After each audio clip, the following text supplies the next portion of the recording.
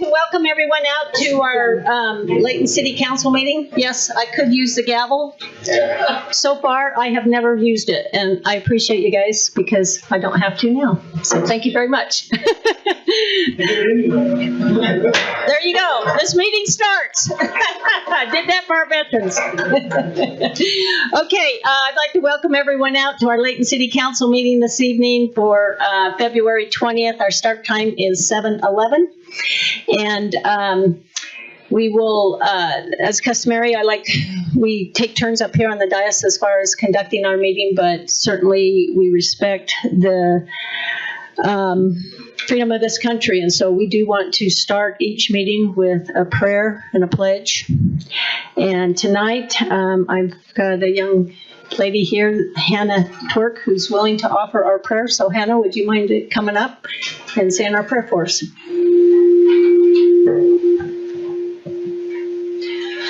Our dear, kind, gracious, and Heavenly Father, we are so grateful to gather here today as a community.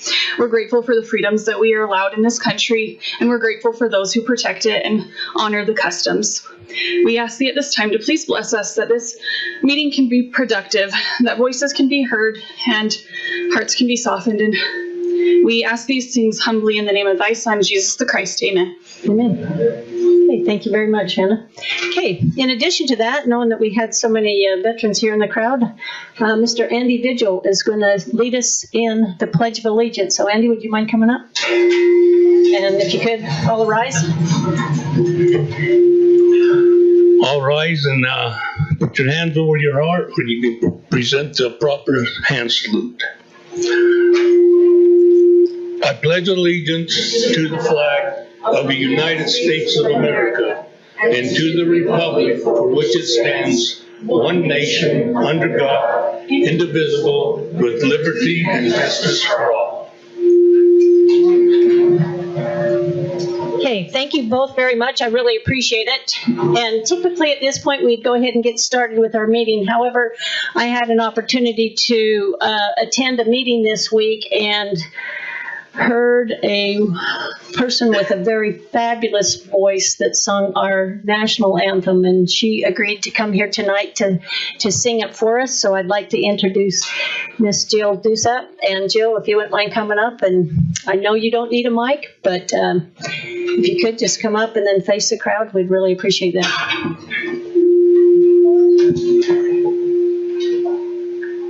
Oh, say, can you see?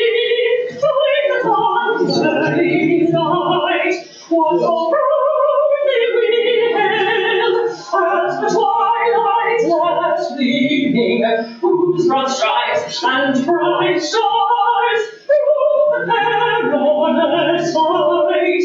Oh, the ramparts we watched were so gallantly streaming, and the rockets red there, the bombs bursting.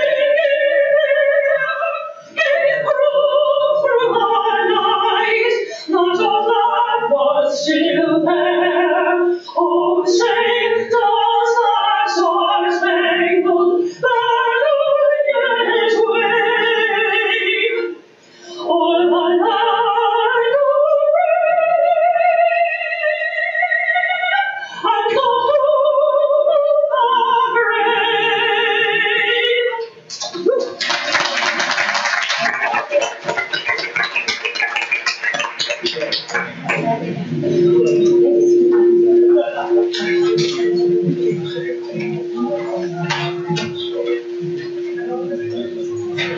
Wow, now you can see why I invited her to come sing with us and share her great talent. So thank you very much, Jill.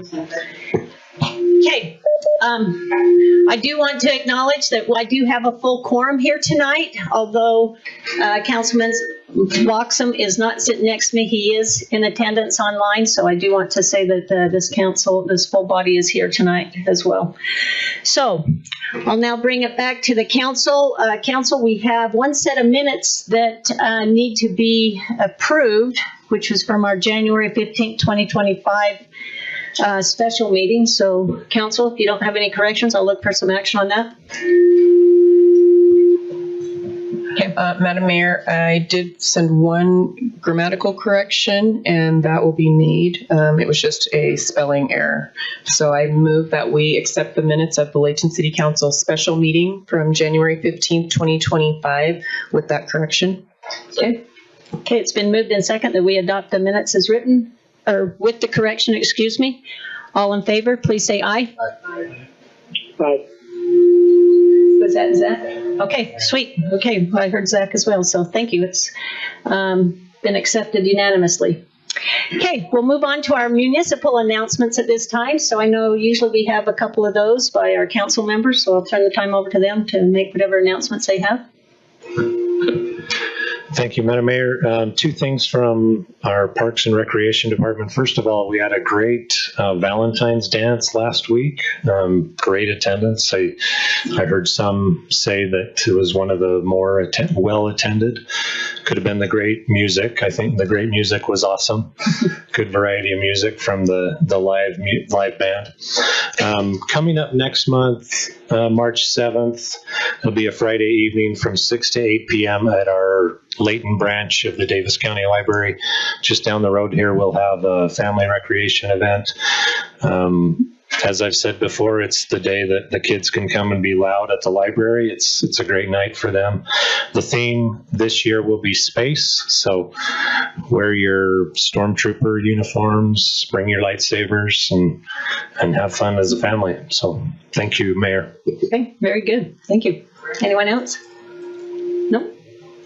Okay, well, thanks. I really appreciate that. And like you can hear that our Parks and Rec department really has some fun, engaging activities that are family friendly, and they try to plan at least one a month. So anyway, thank you. We'll now go on. I do not have any verbal petitions or presentations tonight. However, we will move on down to our citizens comment portion of our meeting. So this is the portion of the meeting where if you have an item you want to bring before this body, you're welcome to. However, if you're here for one of our public hearing items, then you can hold those comments until that time, and we'll hear them at the appropriate matter that we'll be discussing at that time. So we do ask that if you want to make any comments here, that you can step up to either side of the podium here and state your name. And we ask that you keep your comments to within 3 minutes if possible. Certainly if you're representing a larger group, I'll entertain a longer time. And we ask that hopefully none of the items are repeated or the information.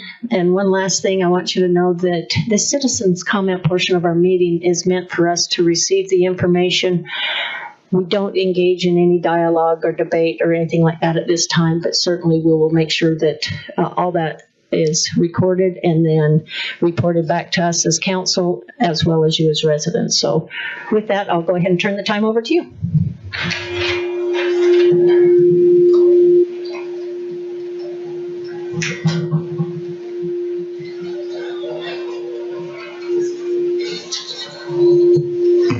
My name is Travis Green.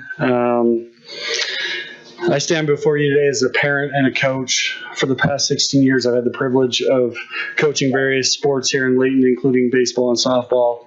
Today, I'm coming before you to express my deep concerns concerning Layton City's recent decision not to participate in the Northern Utah All-Star Tournament this summer.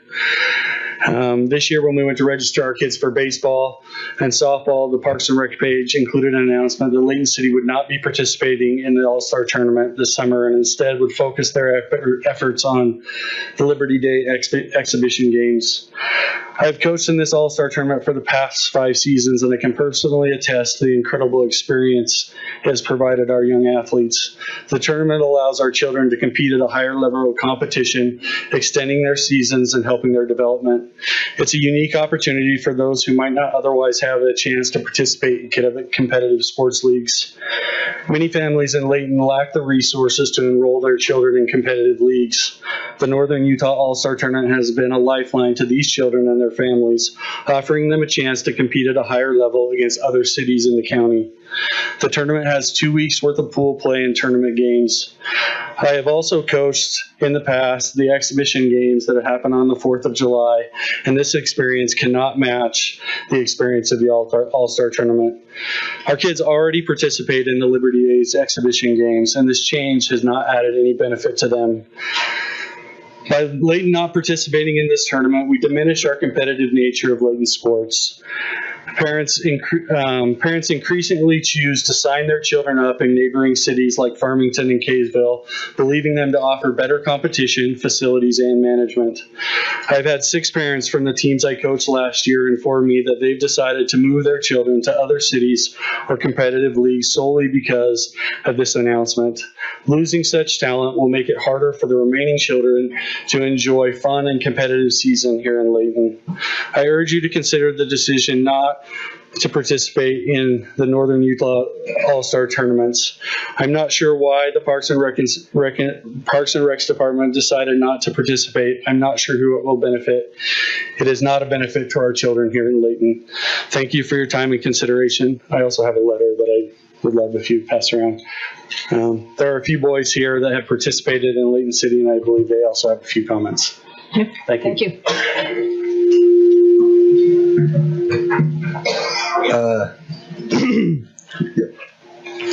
Good evening, everyone. My name is Mikey Young. I am a 9th grader, and I love baseball. I've played baseball throughout my whole year, but All-Star for 5. Henceforth, it has helped me make friends, and those friendships has last the longest out of the friends I've made. Shout out to Kieran, Beckett, and Luke.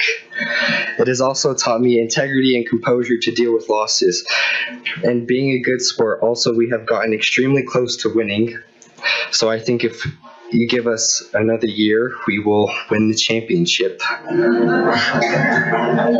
Also, there is better competition when you play in All-Stars other than Rec League, and has helped me get better and succeed for my dreams of making the MLB.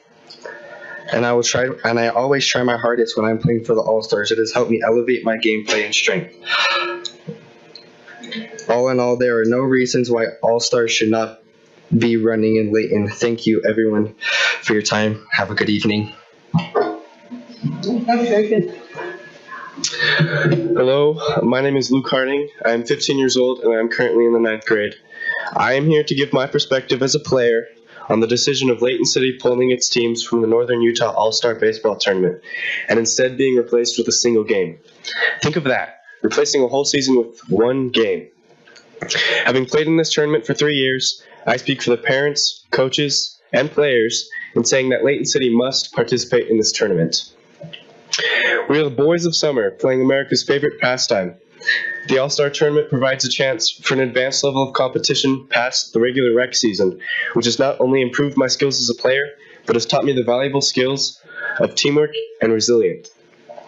Sometimes we win, sometimes we lose, but we learn from each and every opportunity. The All-Star Tournament also allows those who usually couldn't play on comp teams a way to showcase their skills. We, the players and coaches, spend countless hours practicing to represent Layton, so why can't the city work to support us? Taking this tournament away hurts the image of Layton City and lessens our presence in sports. Being the largest city in Davis County, we must live up to it. We need to support our teams, especially when they are competing at a high level with other cities. Layton must stay in the All-Star program, and we ask that this program is saved for us and future players to come. Thank you. Hello, my name is John Walton. I am a resident of the Cays Creek Estates neighborhood. First off, I just wanted to thank the city mayor, city council, city engineers for spending a lot of time with our neighborhood addressing the current issue about the trees and the sidewalks. I understand it's not an easy issue to push through, to talk about, but despite what's already been discussed, I just wanted to ask, really beg the city to revisit this issue from a different perspective. So the primary issue that I have is how this decision to address this issue has been so unilaterally applied. What I mean by that is we live in this neighborhood, right? We walk these streets. I've trick-or-treated with my boys so many years, and we understand that there's some sidewalks that are terrible, right? Like it's like climbing over a mountain when you go over some of these. And I don't think anybody that is reasonable in our neighborhood would be fighting that issue, right? And say, no, we need to keep this or something like that. There are definitely some trees that need to go. However, there are some that are not as drastic, right? So I have a picture. I don't know how I can show that or submit this, but of my sidewalk in front of the tree that it is designated to be torn out. I'm being told it has to be torn out. It's not even an option. And over 6.5 years, there's been almost no lift, and there's about this much lift on the sidewalk, and that hasn't gone up over, like I said, 6 years. And so it's frustrating to me that I'm getting lumped in with these obviously terrible cases. And so while I know that it wouldn't be easy, I know that it would be more frustrating and create a lot more headache and work, especially for the city engineers, I'm begging the city to revisit this issue from that perspective of looking at ones that need to be addressed now and dealing with those, but then dealing with the individual homeowners, which the city has already indicated is going to be the case. That there's going to be an individual agreement with the city, with the homeowners to, if they aren't as drastic, to maybe either replace those at the cost, replace the sidewalks at the cost of the homeowner or something like that. Or I know grinding is not the practice that gets used anymore, but doing something and then revisiting this issue 5 years down the line. Is there continued cracking that needs to be addressed? And in that case, maybe doing the tree removal. It's just frustrating to me as a homeowner in this neighborhood that we're getting all lumped in together. And I feel like I'm losing this beautiful, huge tree that I look out of my front window every single day because of a little lift. And I feel like the city isn't listening to our pleas in that case. So again, I know it would be more frustrating. I know it would be more work, but I'm just begging the city to revisit it from that issue or from that side. So thank you very much. Okay, thank you.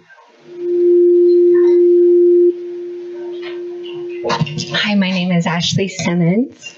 Thank you, Mayor and Councilman, for the opportunity to speak today. I'm from Cave Creek. I have some deep concerns about your plan. And one of the things that is most troubling me is the way the trees were chosen to be removed. As was brought up in our meeting, but poorly brought up by the citizens. So I want to revisit it in a better way. There is a conflict of interest, not on the city side. I have no doubts about the honor or the integrity of anybody involved. But the arborist, who was the expert on which trees should be removed, ended up getting the low bid to remove those trees.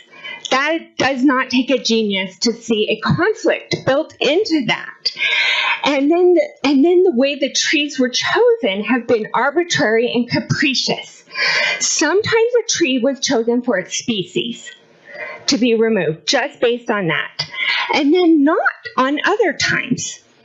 Then sometimes a tree was only chosen because it was near a sidewalk with lift. Now, we have a street that has lindens on it, and some of these lindens are 30 years old and have just started to lift that sidewalk. My sidewalk is only being lifted in the corner at 1/4 of an inch, not an inch and a quarter, 1/4 of an inch. Ogden City doesn't even fix sidewalks until it's 1/2 an inch. So 1/4 of an inch. And I had the two city engineers come out and look at it, and they were divided, if that even qualified as a hazard. Councilman Roberts, you care about our community, I know you do. I invite you to walk around with me and look at which trees have been chosen. Sometimes it makes so much sense and everybody agrees, and sometimes it's troubling, and we feel confused and angry about it. And I know your heart is in the right place. You are trying to prevent damage, and it's our kids that are the ones who are going to get hurt. So nobody thinks we should ignore this problem, but it has been done in an arbitrary and capricious way. And I am asking you guys to look at this again and help us connect the dots on why some of these trees have to be removed. If the arborist, the city said sometimes the arborist was involved in choosing the tree, which is a conflict of interest, and sometimes he was not. And when he was not, who chose that tree? Do they have expertise in choosing trees? So that is my plea. Thank you. Thank you. Madam Mayor, council members, my name is Doug DeVore. I too am a resident of Case Creek subdivision. In the spirit of a statement that I heard once, everything has been said, but not everybody has said it. I'm not going to repeat what has been said before. I'm just speaking on my own behalf. My wife and I moved to Layton about 5.5 years ago. After I left active duty with the Air Force. I've worked with some of you in my capacity at Hill Air Force Base, and I appreciate the opportunity to do so. We chose our home specifically because of its proximity to Hill Air Force Base. We were looking to live in Layton, and the community that we live in, the environment, particularly the trees that you've heard, was one of the important factors that we considered. I'm not going to belabor the point in terms of how we feel. Of course, my wife and I would like to see that stay, but we're realists as well. We have one of those offending sidewalk that is displaced quite significantly, and I understand that. But I'd like to bring a few other issues that I'd ask the council to consider. The first thing is that rather than looking at this whole experience as a positive, I actually think it's a failure. And I think that it represents a failure of the city to monitor the conditions within the city. We've been told over and over, and you've heard this as well, that the city engineer has a five-year period that they try to go and review all of the sidewalks. This has been going on for more than 5 years. The best time to have addressed this would have been 20 years ago. But now we are doing it because it's been brought to the city's attention. So the things that I would ask, first, if inspections are taking place, I'd recommend that the council go and ask to see what those investigations are to ensure that that's being done, especially with respect to Case Creek. If it hadn't been done, anybody walking around would have recognized that, would have noticed that. And if they didn't, why aren't those investigations, why aren't those inspections taking place? That's the first thing I would suggest. The second thing that I would suggest is that Layton consider qualifying as a Tree City USA. Hill Air Force Base has been a Tree City USA for more than 20 years, and it recognizes certain aspects of that. Finally, I suggest that the city consider hiring a full-time urban forester. We're the 11th largest city in the state, and all 10 cities that are larger than Layton have full-time urban foresters on their city staffs. If a city employee is making that decision, it eliminates that conflict of interest that was alluded to before, and can give candid, unvarnished advice to the council. I appreciate the time to be able to speak to you today. I recognize this is a difficult situation. I cast no ill will or aspersions of dishonesty or bad motives on the part of the city. I appreciate the time that's taken for this. Thank you. Okay, thank you. Hi, my name is Sean Rivera, Layton resident. I just wanted to thank Travis and Micah and Luke. They did a great job discussing baseball and the passion of baseball. And I wanted to add one more perspective on that is the season is short. And as a parent, grandparent, we all fight cell phones, all the distractions, all the electronics. Right now we get mid-April to May. It's 10 games, 4 weeks, and we're done. I think the city has an opportunity to continue with the Northern All-Star team, to continue our children participating in sports, getting outside, spending time with other kids and socializing. This is not just representing Layton, but it's also an opportunity for both mental and physical health of our children and our youth. We have all grades represented through junior high, high school, both boys and girls. I imagine that's probably close to 150, 200 kids that we can extend 6-8 weeks of active outdoor activities. Thank you. Okay, thank you very much. Okay. Go ahead. Sorry. My name is Mariana Klein. Thank you very much for all that you do for us here in Layton. I love living in Layton. I've lived here for 17 years. Thank you, everybody, for being here. I feel supported because I am a resident in a neighborhood, and I am here tonight because I have a problem in my neighborhood with crows. I realize they are protected. Department of Wildlife can't help me. Health department hasn't been able to, has been attracting rats. I have asked my neighbors and talked to them peacefully, and they said that they would comply, but they continue to feed the crows, and the crows continue to be a problem. They're noisy. They're noisier than dogs.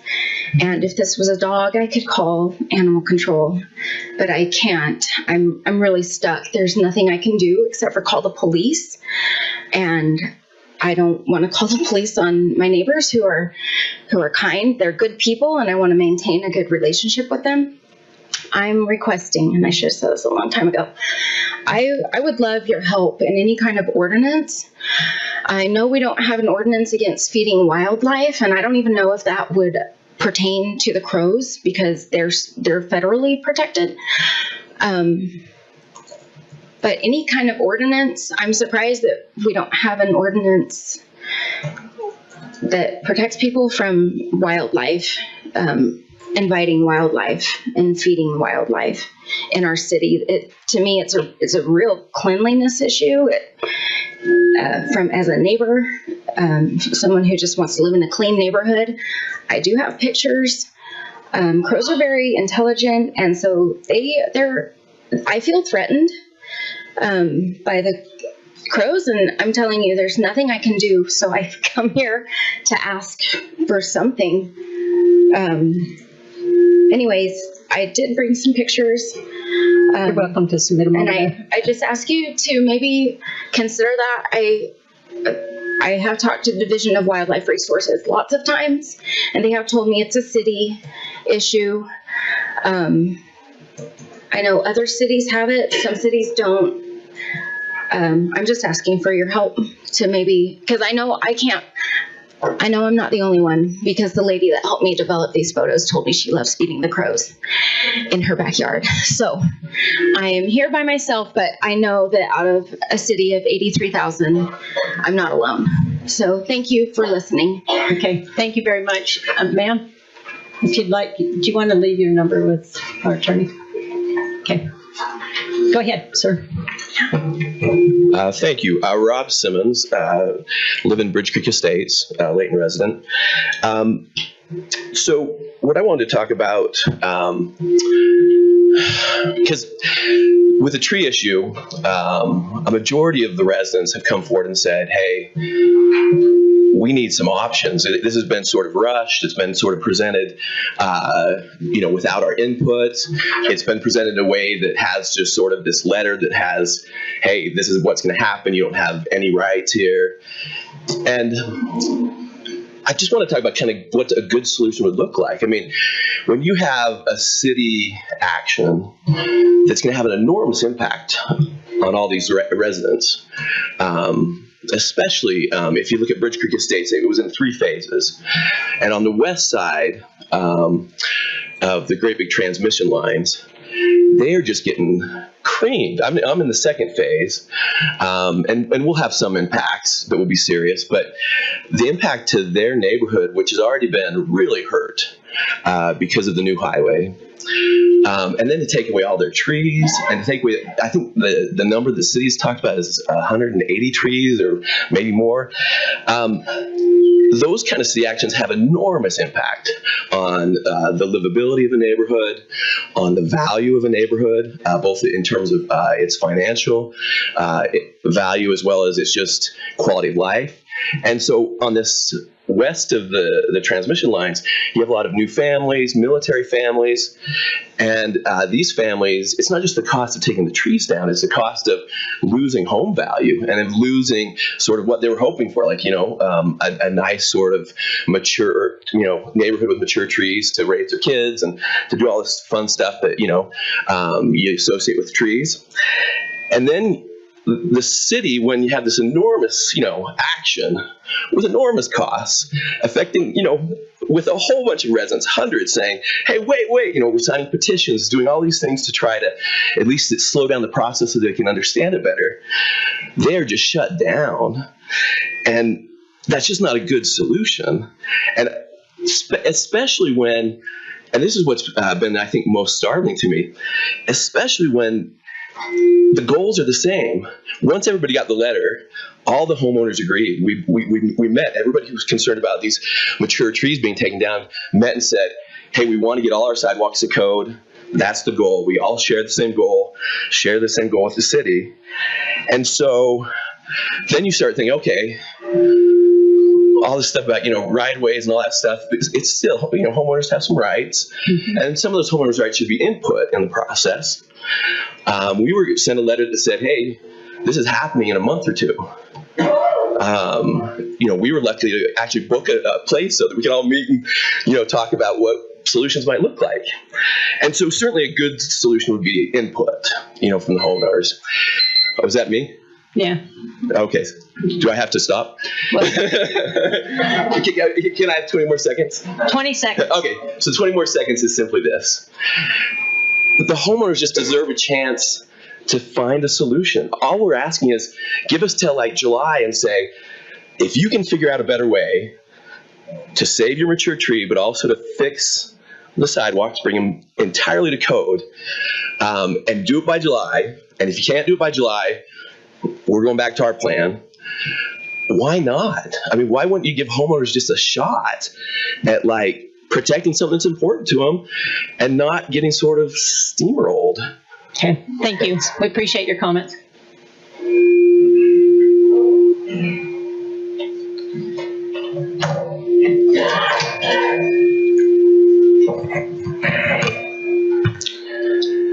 How many on council here are veterans? Just out of curiosity. Okay. Excuse me, sir. I know who you are, but would you mind stating your name for the record? Yes, please. I wanted to give a name and a face to the Agent Orange Veterans Foundation. That's myself. I'm Larry Kerr, United States Air Force retired. I did 2 tours back to back in Vietnam. I have 4 years of Agent Orange in me. I've survived cancer, I've survived a stroke, I've survived heart attack, but I still live with all of them. Our organization was established over a year ago, and we are registered with the state. We have a 501(c)(3) and everything, our paperwork is all in order. We approached Layton City Parks and Recreation in about April of last year to talk about putting a new memorial in Layton's Common Park, not far from our Vietnam Wall. At that time, we wasn't really well prepared for a extensive presentation, I guess you might say, but we was turned down as to not put a memorial there. So we come before you again, briefly, to ask that you allow us to place this memorial. You have the pamphlets and some pictures in front of you in the Layton Memorial. Here tonight, I've asked a few of the veterans to come from the various representatives like the DAV and the VFW, American Legion, things like that, DAV. Myself, I belong to DAV and Vietnam Veterans America lifetime. I'm also a lifetime member of the Agent Orange Foundation. Layton City has established itself by putting the Vietnam Wall there as a major attraction for veterans to come and visit our wall. And with the other memorials that are there, the K9 statue, the battle cross, and so on, you are honored all of the Vietnam veterans, not just any one service or branch. Our memorial will do the same. It honors all the Vietnam veterans, DOD people, the CIA, anybody that was involved, even civilians, and their families and our children and grandchildren is a place to come and visit this memorial. Right now, it will be the largest memorial in the United States paying homage to Agent Orange victims. Real quick, in 2019, 2,600,000 veterans and their families been contaminated by Agent Orange. There's 600,000 Vietnam veterans left in the country. There's 547 of us dying every day.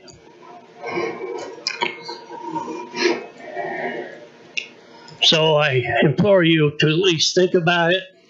And if we need a further meeting, a workshop meeting or anything, we'd be glad to set that up. I'm the chairman of the board. We have 3 board members. I'm going to turn it over to Hannah Turk, who is our president of fundraising. And I'm going to go hoarse because of my cancer. Thank you. Thank you.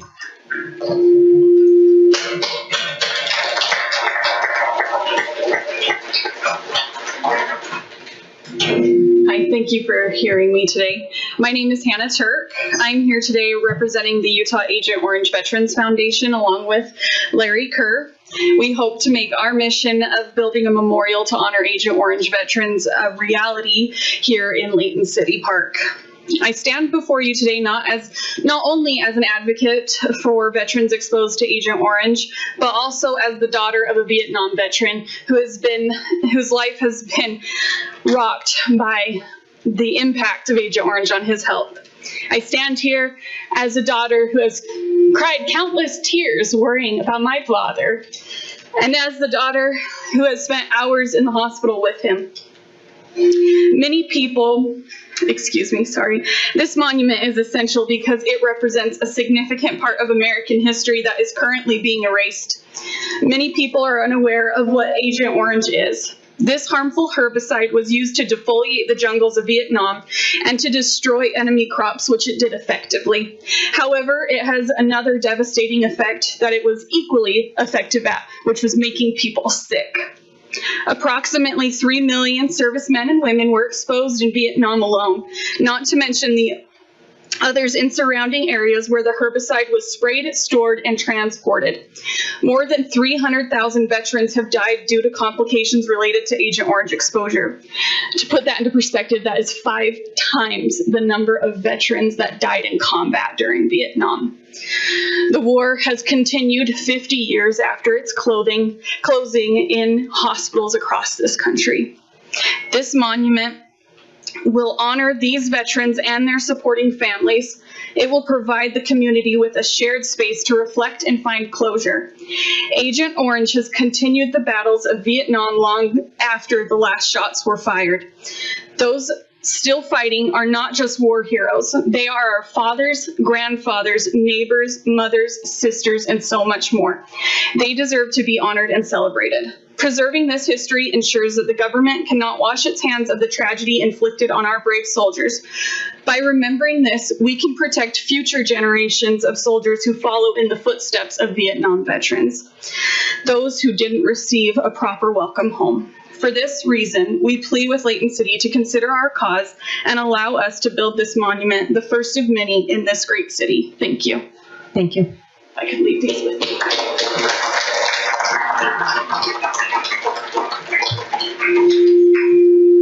Do I get 4 minutes? State your name, though. My name's Andy Vigil. My brother and I, Joseph, were homegrown here. In fact, my mom still lives in Wasatch Heights. She's 95 years old. And so we've been through a lot here. I was a 66 All-Star with Layton City. I know I don't look that old. But anyway, I've had the joy of speaking with Mayor Joy, my wife and I, about our other foundation. But this foundation is more serious and needs more attention. I'm on the Agent Orange registry with the VA. It's a little harder to fight for because I was in South Korea, not in Vietnam. As a military policeman, we were in several different scenarios where we know it had to have been there because I was in battle in North Korea on the shorelines of the Yellow Sea, and all the foliage was dead around in front of us, so we'd be able to see infiltrators coming in. I've had uncles pass away from Agent Orange, and if I'm wrong, I do not believe they have been put on the wall, the ones who have passed at Agent Orange back then, because I have never found his name on there. And he served in Vietnam, and he came home. They thought they cured him, but 3 months later, just before his 43rd birthday, I believe he passed away. It's hard to see him go like that. The reason this is so urgent is because there's veterans here, and I appreciate y'all coming out. There's veterans here, I hate to say it, but they might not be around when and if we get this memorial built. This is a serious condition, and it's just eating us away. But I want to thank you for your time, and don't believe everything my brother says. Thank you.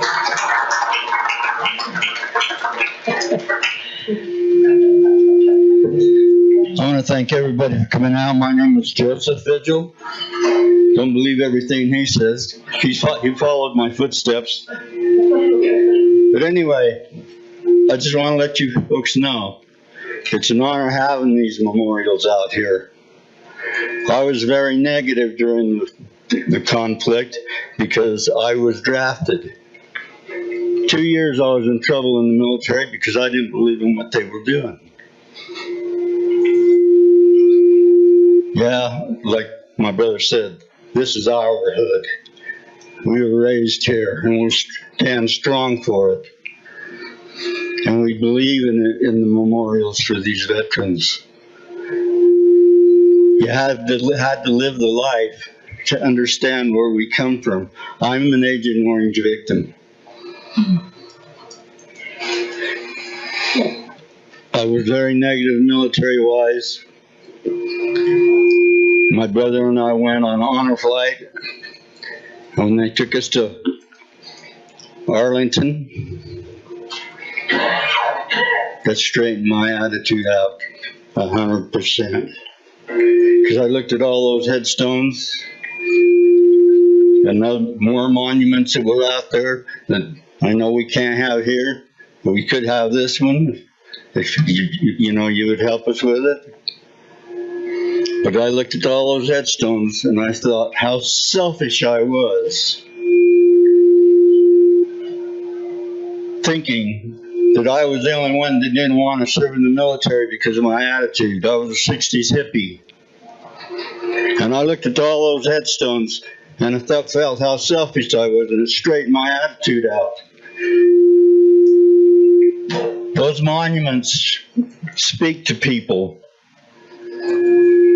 And I think it would be an honor, and an honor for the city, to really think and help us out with these. Yeah, I got a brick out here, but I'm telling you, if you didn't experience it, all the people that have experienced it would be happy to see something like that to honor us. And we're all people with Agent Orange are dying slowly but surely. It's just a matter of different times. I have a tattoo of this very badge on this shoulder. And just for the joke of it, I put Walking Dead around it. And that's what we are. We're Walking Dead. And we would like this to be honored in the Layton City. Thank you very much, ladies and gentlemen. Okay, thank you.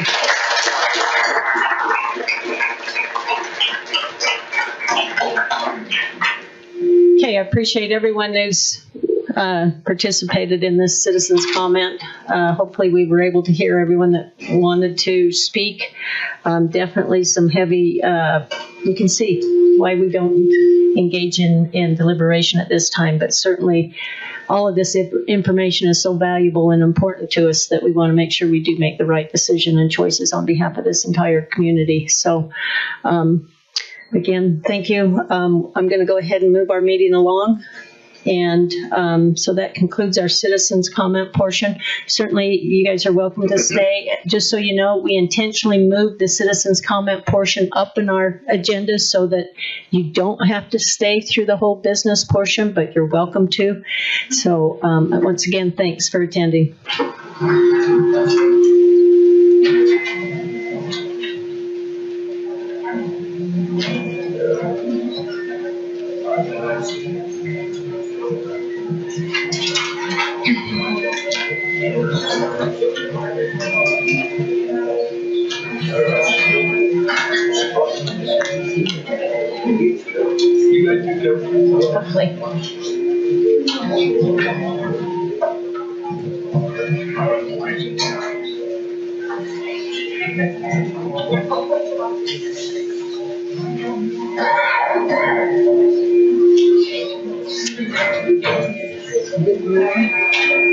So wait a minute.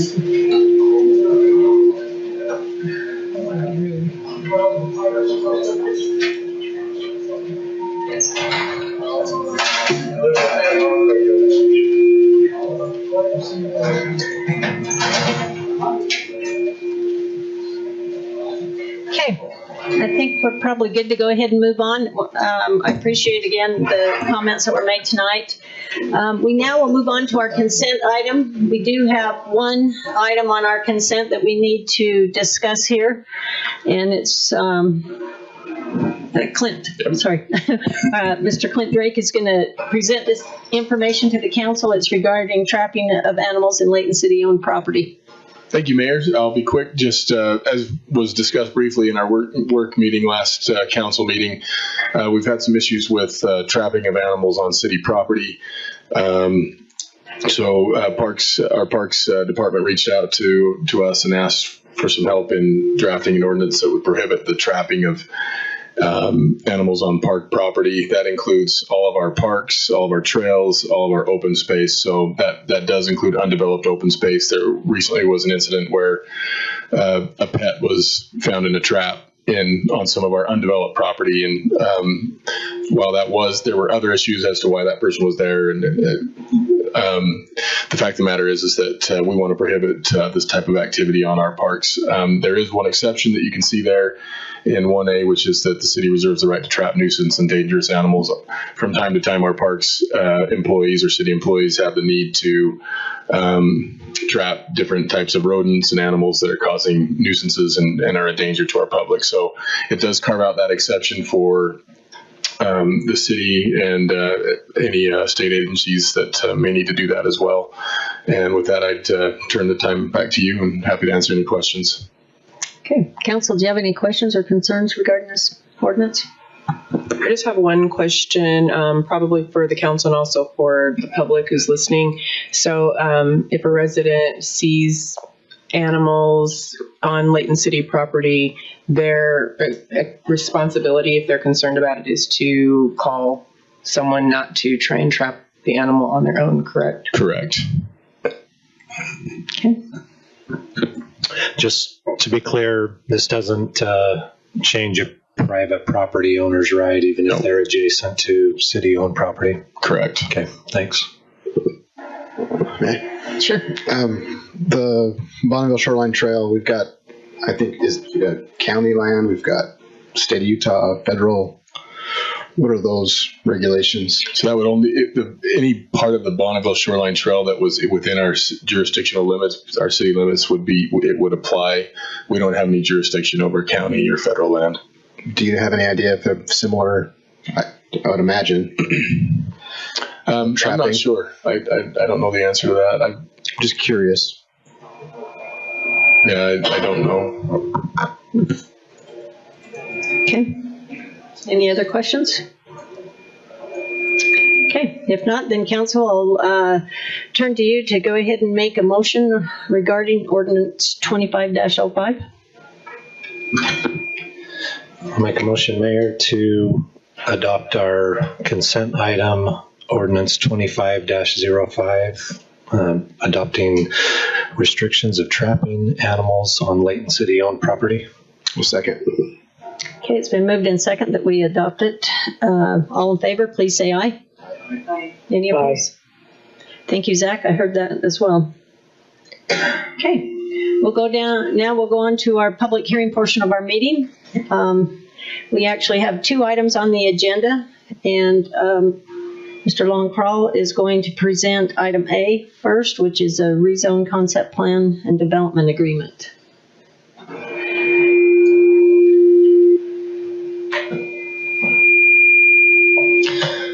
Thank you, Mayor and Council. Onto this. So we have before you tonight Resolution 2503, which references a development agreement with the concept plan, and Ordinance 2502, which references a request to rezone property from agriculture and residential suburban or RS to R18 PRUD. This property is located at about 1275 West Gentile Street and is just under 16 acres. You can see right here where it's located.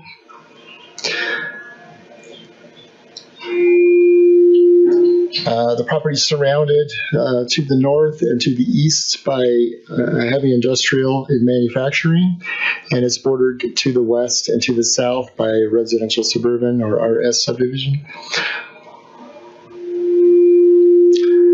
The applicant, I'll move to this one. The applicant in 2023 proposed a subdivision at this location that went to the Planning Commission and a rezone request, which had a density of about 10.6 units per acre. It included apartments and some other dense housing. The Planning Commission actually recommended denial of that request, and the applicant pulled their application and went back to work. Since then, they constructed the Tennis Academy along Gentile Street,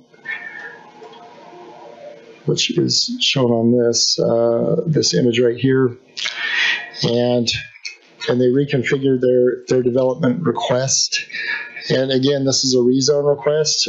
Actually, Utah code does not require a concept plan, but we do. And so they provided a concept plan, but this is conceptual. And they will have to meet certain criteria in order to obtain that density based on their development. But the current development actually removed a lot of units, and now it's at 5.16 units per acre. It includes 61 single-family homes and 26 townhomes. Our ordinance, our R18 PRUD ordinance allows for 30% of the units to be a townhome, which this is under that 30%. And it also includes, in this concept plan, amenities, which include pickleball courts, a playground area, walking trails, a gathering space with seating, and a pavilion. And those are all included, which helps them obtain that density bonus they hope to achieve. The development agreement also includes some materials and details to the homes that they're proposing. These are the single-family homes. They have a few options. It includes masonry siding, hardy board type siding, board and batten, and some stucco. Staff did a great job working with the developer to add some additional windows and features on these buildings as well, which we appreciate. The proposal also shows the 3-plex and the 5-plex that you can see here. If I go back to this map, you can see where they are located. Everything in pink is the 5-plex and the 3-plex on the east side of the property. We believe this is a good buffer between the existing RS subdivision to the west and the heavy manufacturing, and the Denver Rio Grande Trail as well. And with that, the Planning Commission on January 28th of this year recommended unanimously approval of this submittal, and staff supports that recommendation. And I'm happy to answer any questions. Okay, council, do you have questions on this?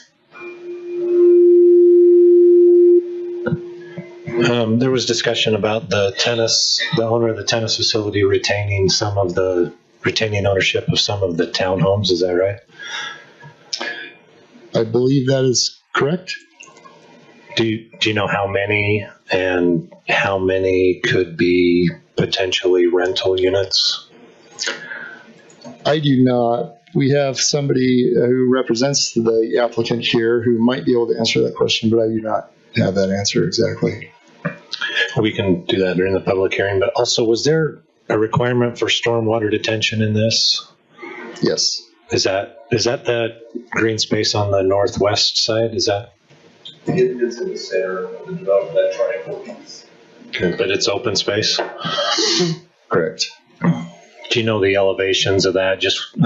I know we talked about in 2020 making our open space usable, and if it's a detention pond, if it's valuable, usable green space, not just a grass pond, if you know what I'm saying. Yeah, it will be usable with the slopes of the pond not being greater than 5 to 1. Thank you. Okay, any other questions or comments? Madam Mayor? Okay, I can hear Zach online. Is there a way we can increase his volume a little bit? Okay, go ahead, Councilman Bloxham.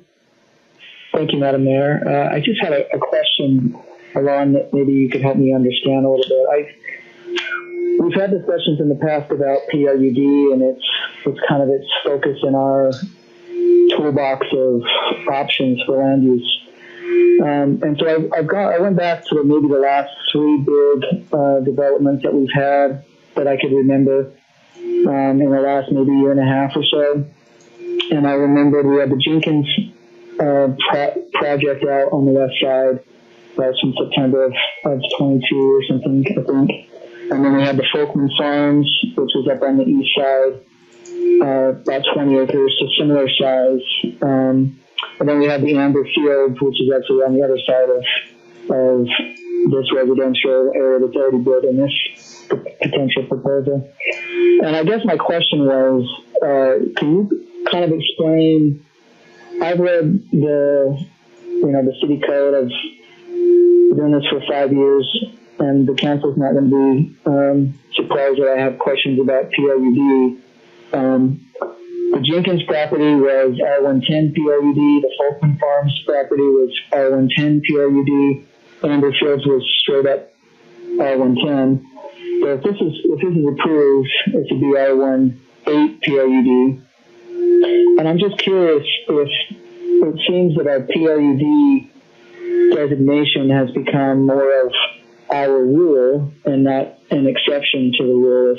If many of the majority of the developments that we've approved have been PRUD and not simply just a straight up,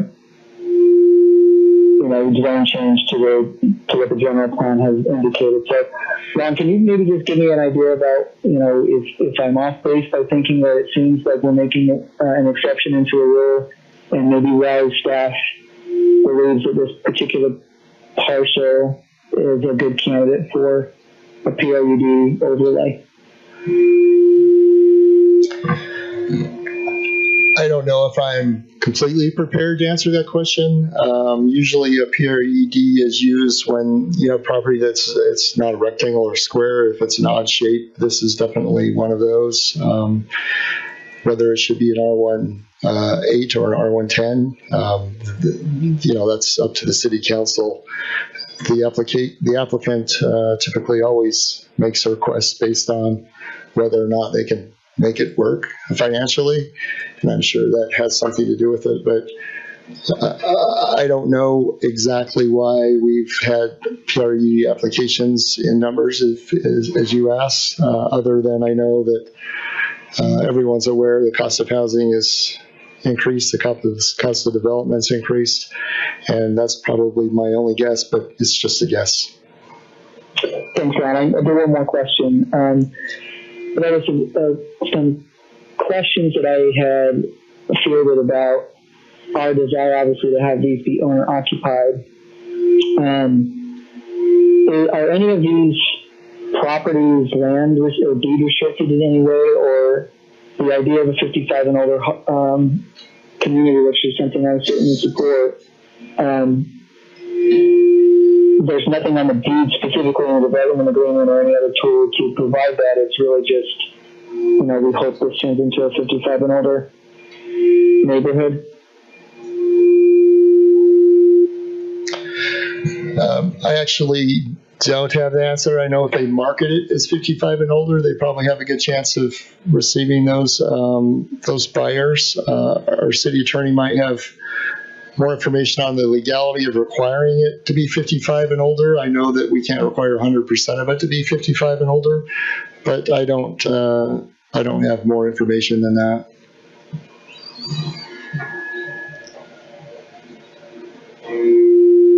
Okay, is that all your questions there, Zach? Yeah, as of now. Thank you. Okay. All right. Anyone else here? Please. Thanks, Mayor.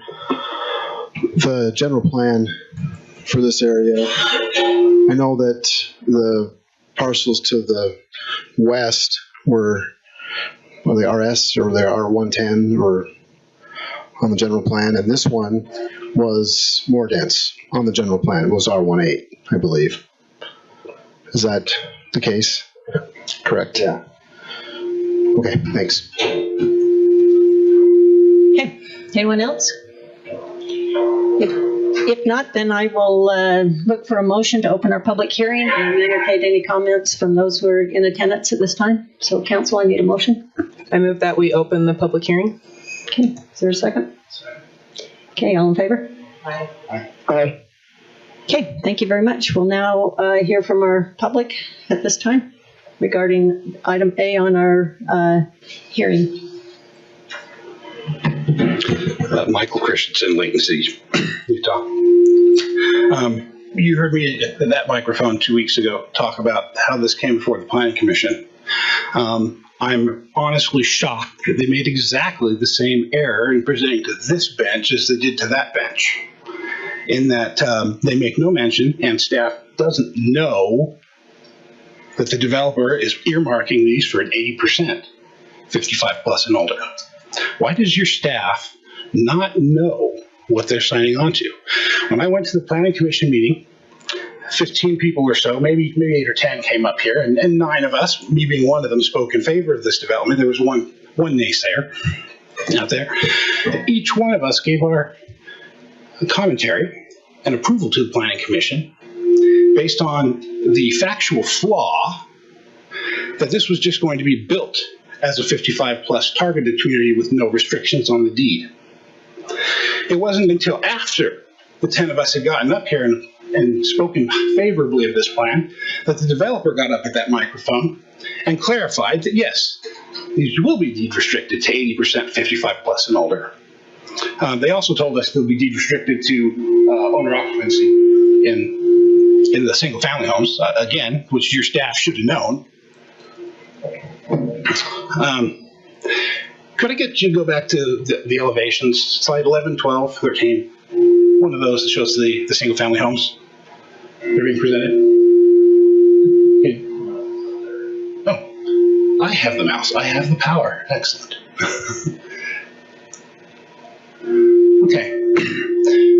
You see on this chart here, we're building house plots at 5,500 square feet, 5,600 square feet for single-family homes, approximately.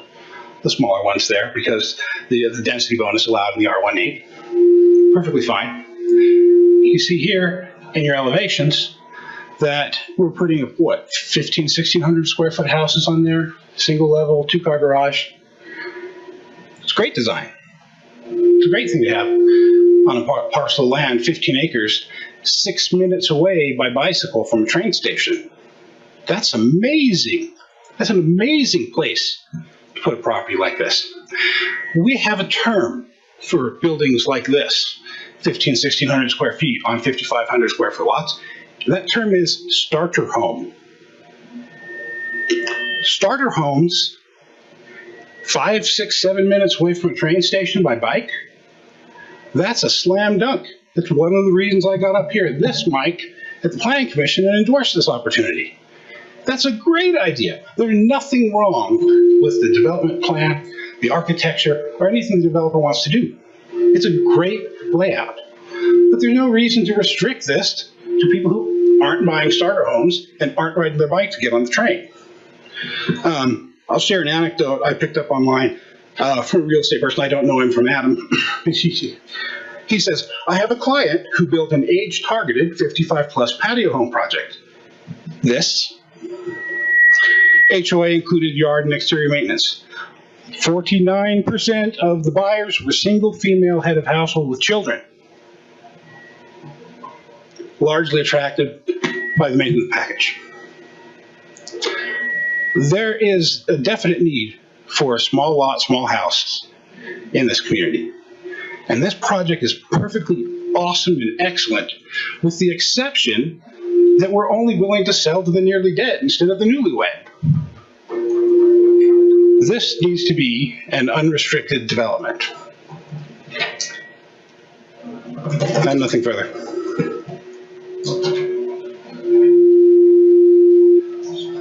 Go ahead, sir. My name is Robert McKinley. Thank you for the opportunity to address you. In the meeting earlier, it was stated that the community is in favor of this, the neighboring community, but that is not the case. I spoke out against it, against the city planning commission, and we were told if nobody else didn't have anything else to add, then they shouldn't comment. So nobody else got up to comment, but most of the rest of the people that came are not in favor of this. One reason is the PRUD. So it was originally on the city plan as R110, but before the Layton family sold it, they convinced someone to downgrade it to R18s. So the developer's already been given a bonus, density bonus, and now then when you add a PRUD to it, you're even increasing the density. So the area in west of the track there is mostly R110, and this would make it totally inconsistent with that area. With the tennis court business moving in, it encroaches business on that area instead of a buffer.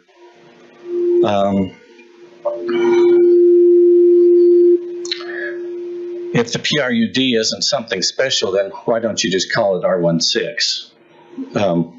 You know, and there's nothing special about this property. You can build on all of it. There's no swampland, no cliffs. Perhaps it's a little misshapen, but so is Angel Crossing.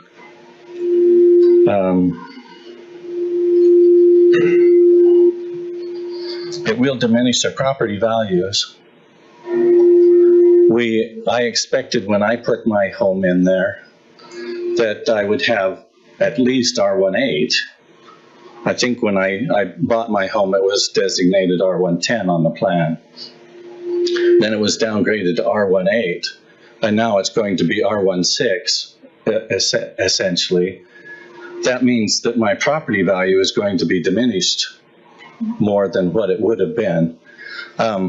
Some people have said, well, that's not the way properties are evaluated.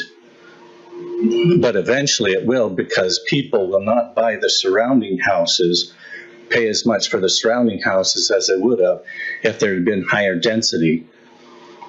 And so my property will be devaluated because they were unable to sell their property for a higher value. It also diminishes the city's value in the area. We don't have a lot of room on Gentile and Angel there. It's crowded.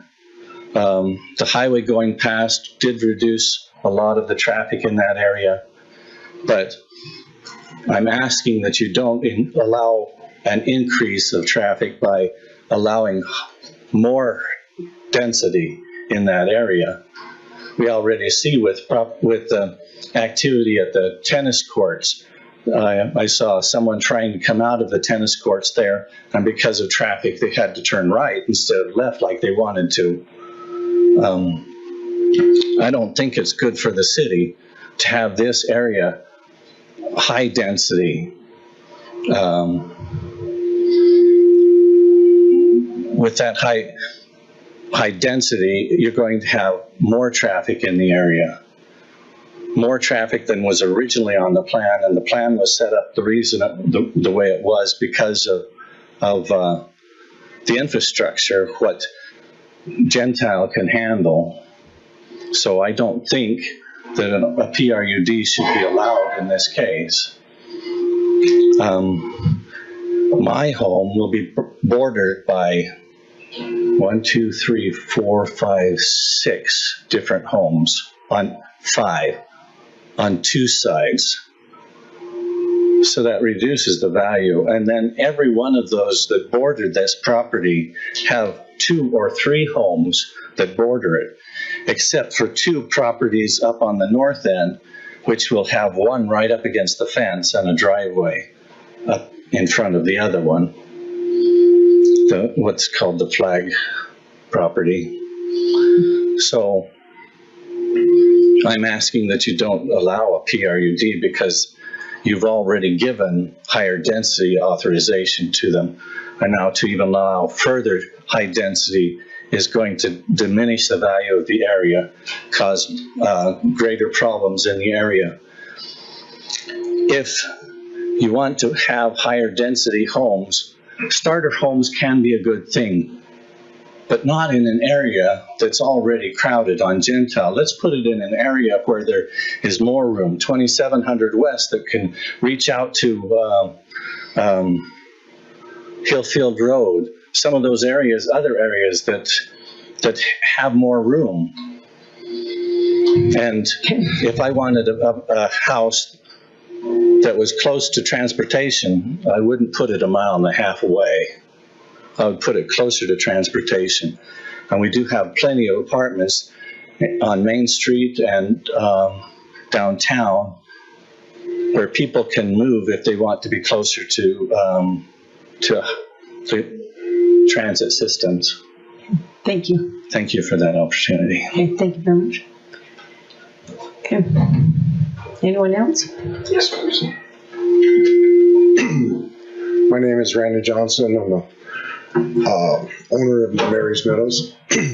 This is a very passionate thing. All of us have been here since November 2023 when the original developments came, and everyone took exception to where we were. We've come a long way. Kudos to the Planning Commission. They have worked diligently to get something that I believe is acceptable. I was the second person to actually buy a lot in that development. I saw the Planning Commission's general plan. I spoke with representatives. PRUD was mentioned even back then.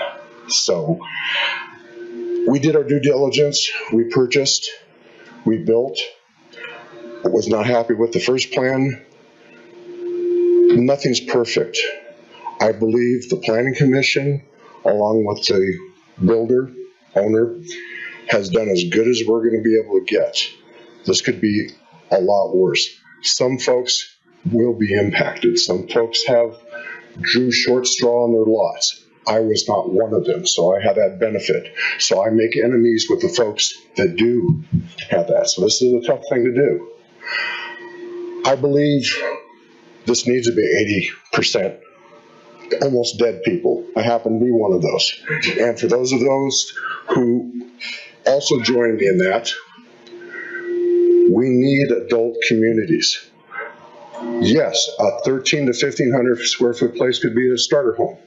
It also is a wonderful square footage for an aged person. Guess what? Our population is aging.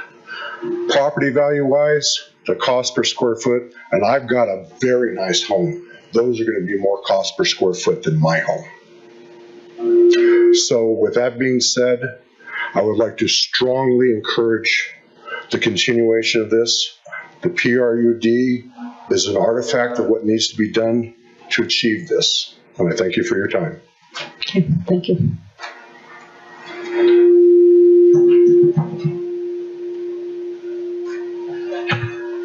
My name is Gerald Thomason. I just had a question to the builder or maybe the commission itself.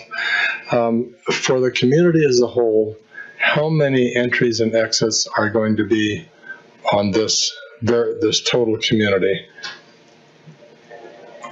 To where? To Gentile Street? To either Angel or to Gentile or any other new streets exits. But talking about the community itself, how many entries and exits are in to be able to enter to or leave from this community?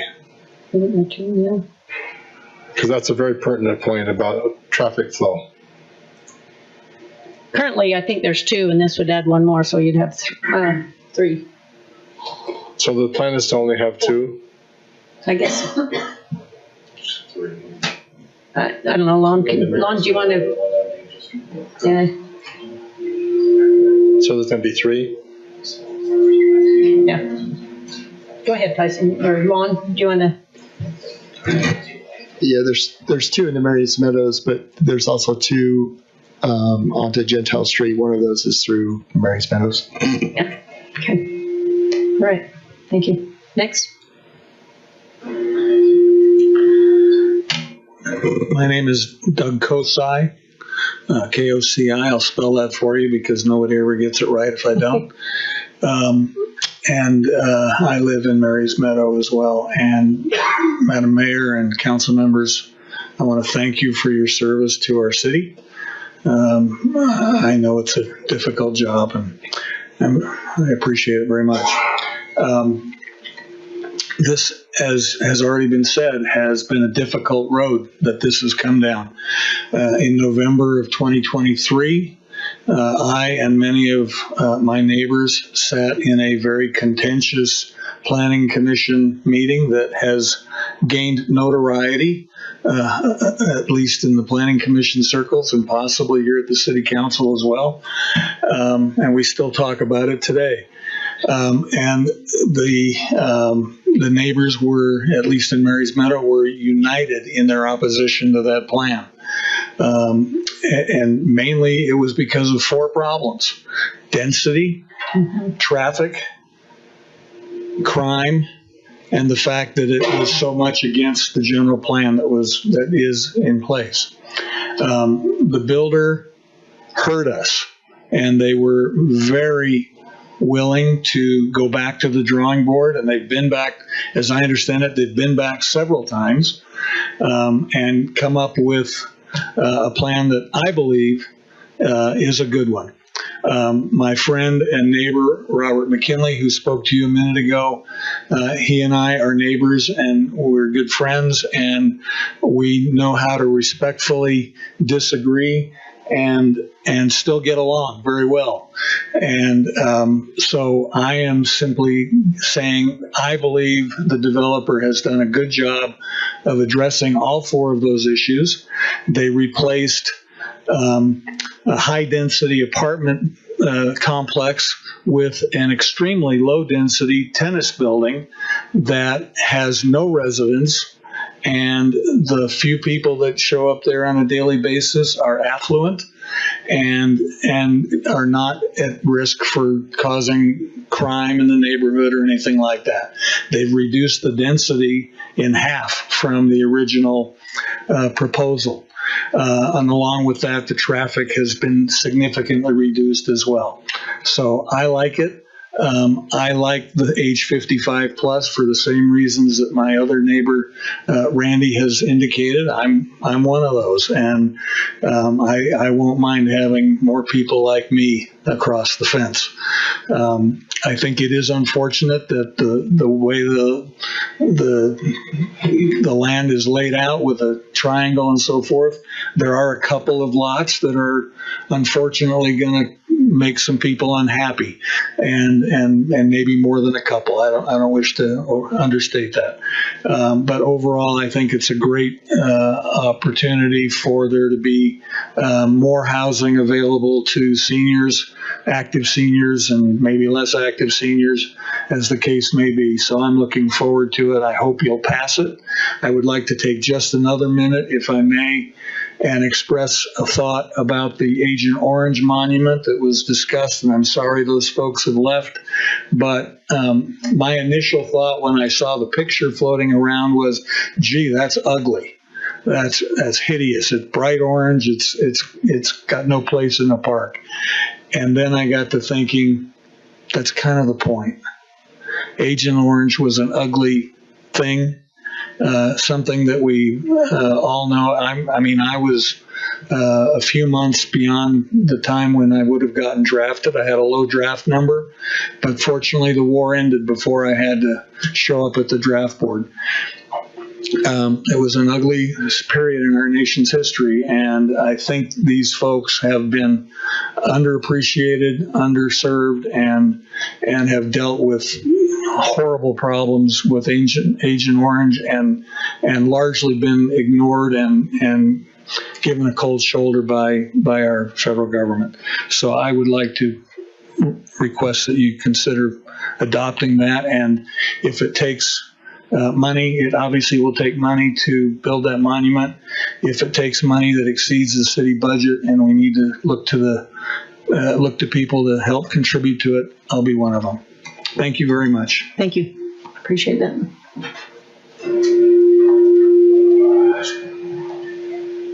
Good evening.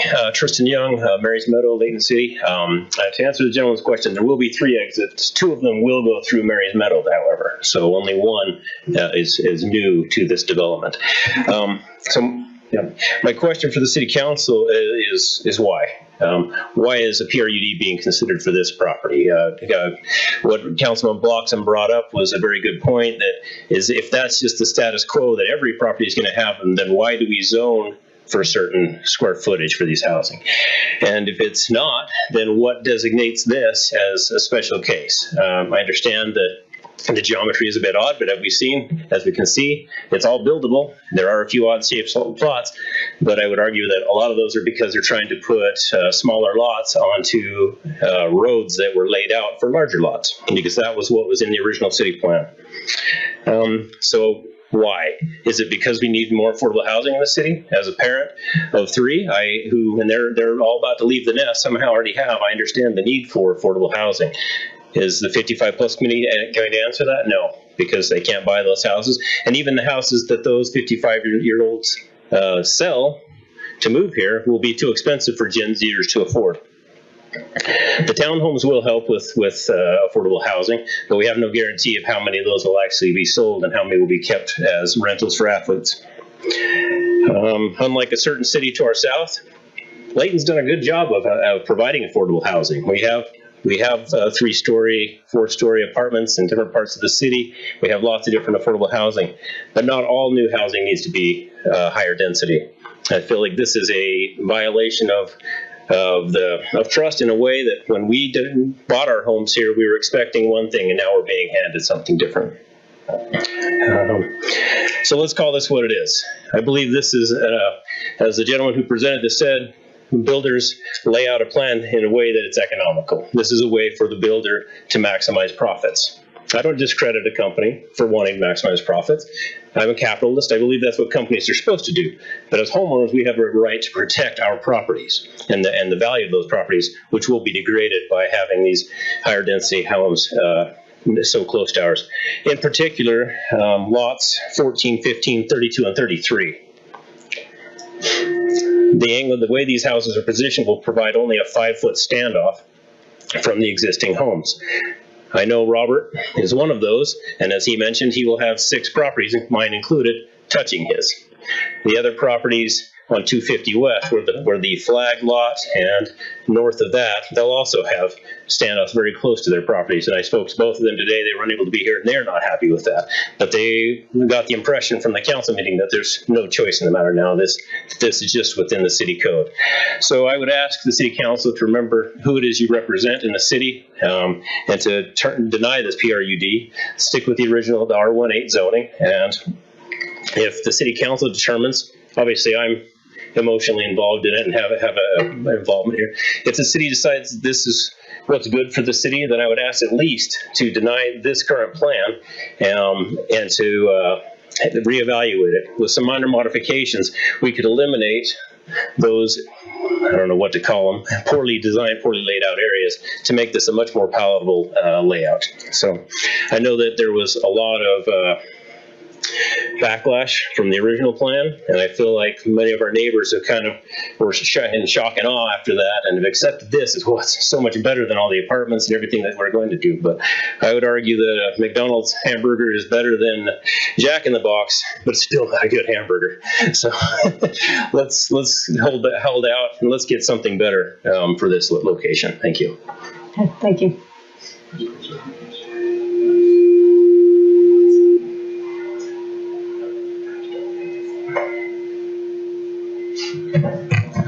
I'll be brief. I heard some things brought up here that I have answers for. First off, let's not kid ourselves. How many farms are on Gentile Street, west of Main Street, all the way out to Syracuse? Hundreds of acres. All of those are going to be developed.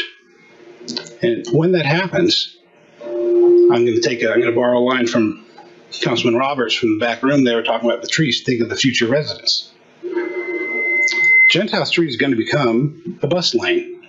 And one of these days, that UTA rep who was here today is going to come back to this council and say, we're ready to put something in that goes all the way down Gentile Street to Syracuse and then up. Let's think of the future residents. You're not going to stop that train. I do want to correct the comment that this is 1.5 miles away from the train station. It is if you drive. It's 0.8 miles if you ride a bike, because you don't have to go all the way to Main Street. This is very close. This will be used by the e-bike crowd. For those who don't yet know why cities make PRUDs, there's these green triangles up here on there. The city doesn't want to buy parks. The city wants the developer to build you a park. And that's why they allow PRUDs, is so that this bench doesn't have to find another park. Build their own pickleball parks. That's why it happens. Yeah. But also, there was a comment about the city south of us doing so well with their planning, and we're doing so well with Layton City on affordable housing. That's looking the wrong direction. Clearfield is doing affordable housing right. If you want a model for affordable housing, their mayor's been elected to a national board over affordable housing. So that's the model to emulate if you want something to look for. Thank you. Okay, is there anyone else? Okay, seeing that there's no more comments, I'm going to go ahead and bring it back to the council. I believe let's go ahead and take action on this item before we go on to the next. Sure. One, I'm not sure if you know or not, but my question is, so the presentation said that if the PRUD were approved, then the number of lots or the number of units that are presented here is what would be approved. Do we know what it would be if the PRUD was not a part of this plan? Is it 35% less than what the units are that are already on the plan currently? No, so if the council approves this this evening, this density actually is not guaranteed. The developer has to include several items that are required in our code in order to receive that bonus. The open space, amenities, things like that are actually, it adds to that ability to increase density. As far as, I haven't done the math, so I don't know exactly how many lots would be allowed if it was just R18.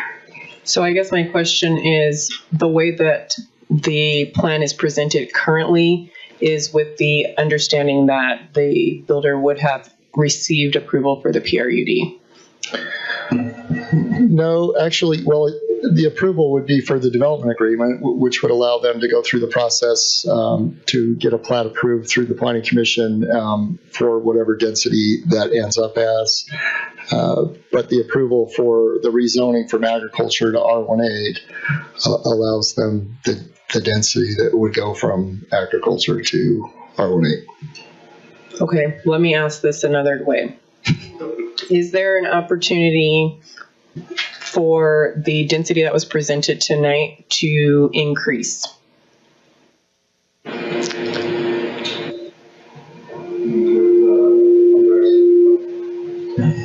Correct.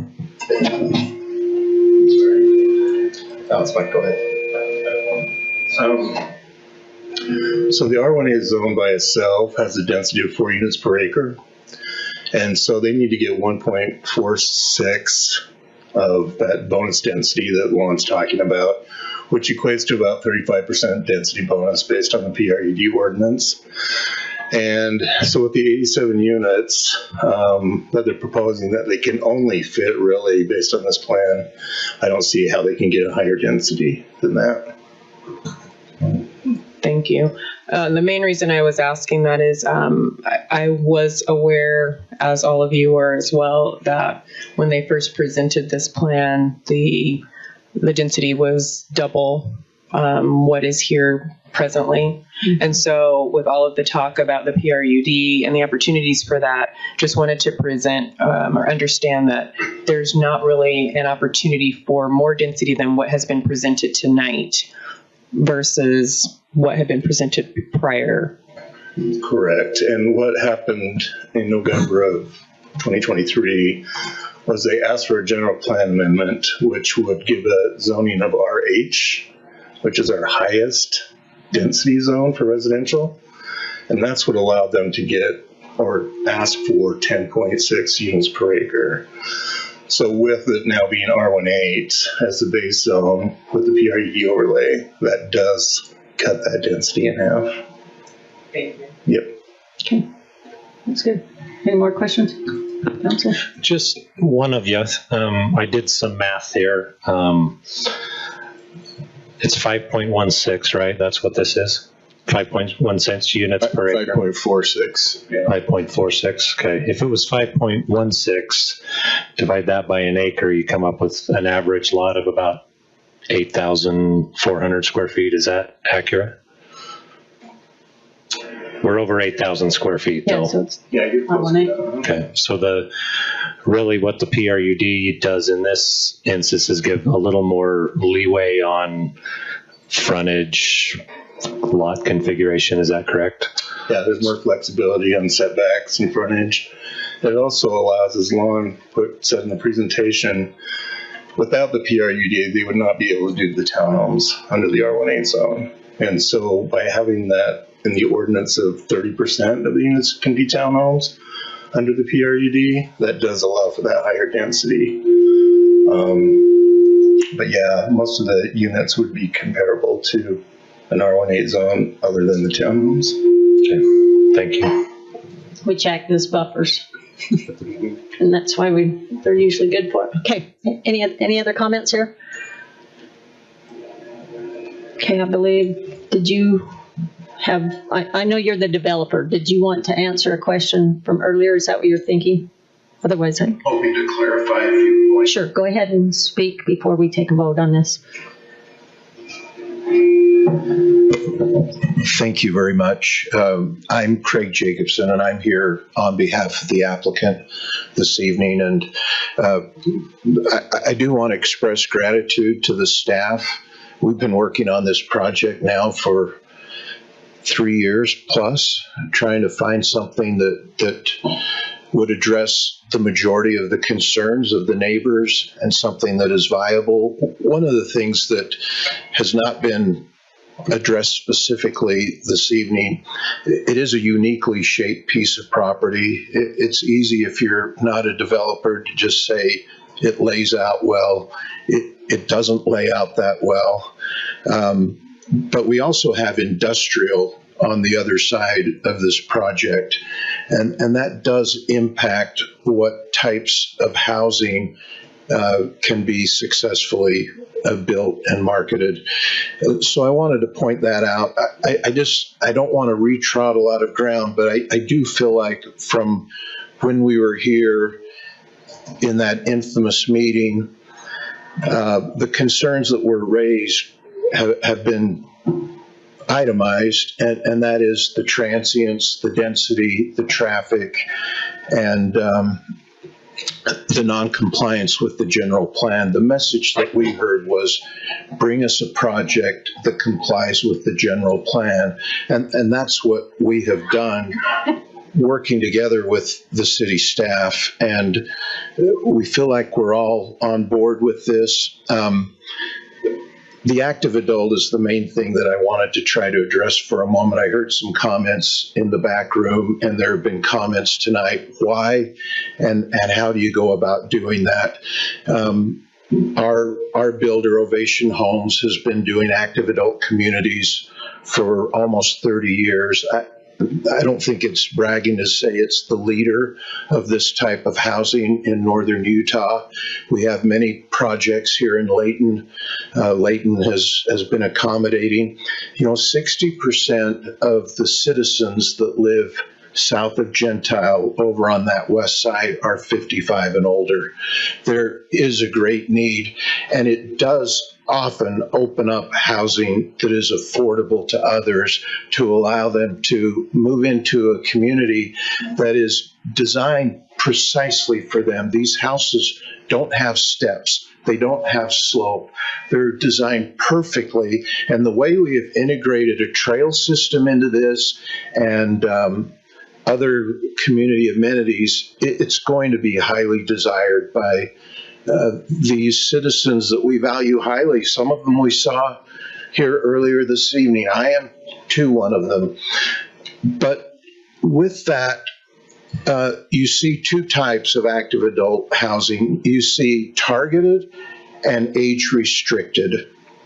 What we've heard a lot of talk about is targeted, but many of the builders try to advertise to that demographic, but it's open to anybody. Anybody can buy a home there. We specifically build active adult communities, and it's an exception under the Fair Housing Act that allows you, in essence, to discriminate against other demographics of buyers, and allows you to create a community that's unique to that particular buyer. It allows you to restrict the number of people that live in the home. They are the CC&Rs that will be recorded will require them to be owner occupied. And one of the benefits that was one of the complaints raised by Mary's Meadow is the traffic. Active adult communities lower the traffic by 60%. So this really does address one of the great concerns of the neighbors in the community. So I wanted to point that out. I wanted to make clear that this will be owner occupied. There will not be transients. The townhomes will have their own HOA. There will be then a master community agreement where everybody shares and pays for the amenities. And those will not be committed to be owner occupied, although the vast majority will be sold that way, but it will not necessarily be deed restricted. But I think that it's obviously impossible to please everybody, but we have been working on this project now for well over 3 years. We believe it's going to be a valued asset of the city, and we would request your support tonight in allowing us to move forward with an approved rezone and the development agreement that does cap the number of homes, and let us continue to work with the city staff towards a preliminary plan on this project. Thank you. Okay, thank you very much. That was good clarification. Council, I'm going to bring it back to you at this time and entertain a motion to approve, deny, whatever you want to do on this, but I'd like to go ahead and call for a vote at this time. For you, sir, I've heard twice from you now. I think that's good enough. It's now back to the council to take their action. Madam Mayor, may I ask a question? Sure. The developer mentioned, and thank you for being here. Oh, there you are. Yeah. Deed restricted versus having the owner occupied, or the 55 and older, excuse me, in the CC&Rs. Is that both? Is it one or the other? How does that work? So the CC&Rs for the active adult portion, the 61 lots, are recorded against the lots, which creates, in essence, a deed restriction. Mm-hmm. Any other clarification from the council? Okay, then I'll call for action.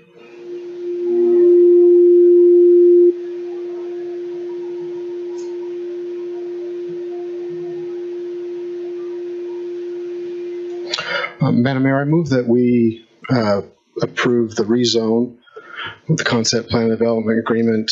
That would be resolution 25-03 and ordinance 25-02. Do I have a second?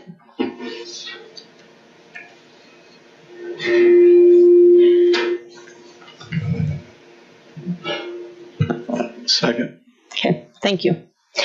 Okay, it's been moved and seconded that we adopt the rezone request and general plan, concept plan. I'll do a roll call vote on this. Councilmember Thomas? Aye. Okay. Councilmember Smith Edmondson? Madam Mayor, I am going to vote aye on this. I do still have some concerns about how the deed restriction piece will be enforced as far as the 55 and older. If Ovation has a number of these properties in the city already, what the actual demand is for this demographic. So I'm still a little concerned about that, but I will vote aye. Okay, thank you.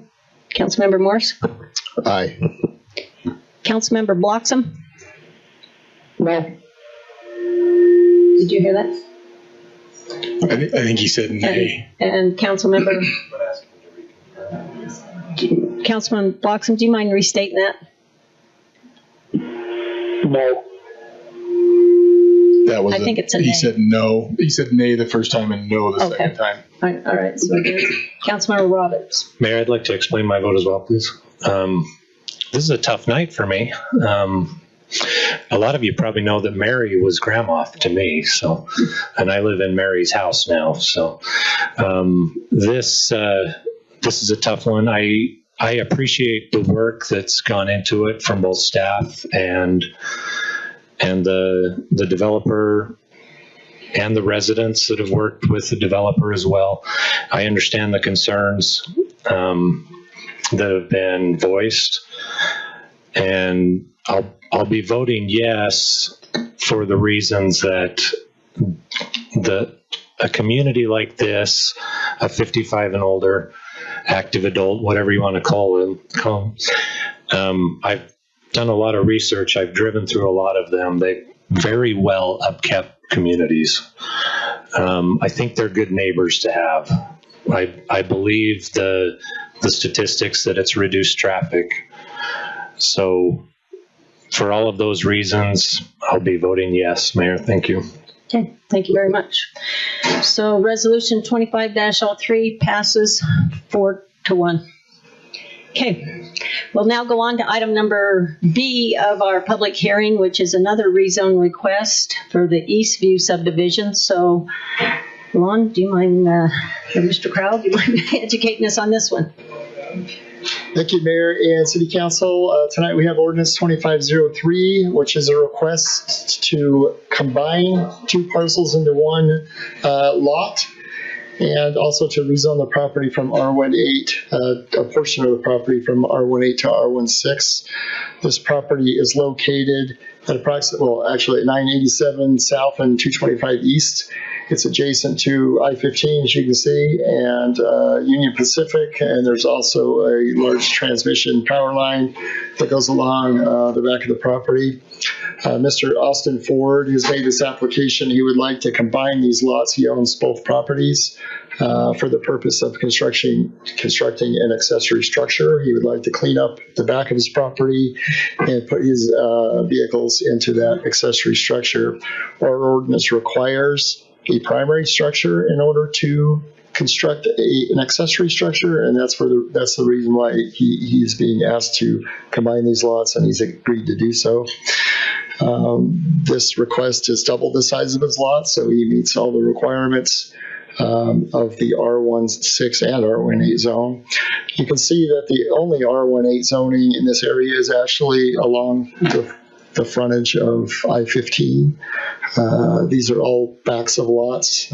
Transmission line runs through here. And so he's surrounded in actuality by R16 lots. So his request is to combine these lots into one and creating the Austin Ford subdivision, and then rezone the property from R18 to R16 to be consistent with the property he lives on. The Planning Commission recommended approval on January 28th, and staff supports that recommendation to you this evening, and I'm happy to answer any questions. Okay, any questions, Council? I have one question. The property that's right in front of this, right next to him, that's a separate owner? Correct. Okay. Okay. Any other questions? Okay, if there's no further questions, then I'll open it up for public comments regarding item number B on our public hearing. Once again, when you approach the mic, if you could just state your name, that'd be great.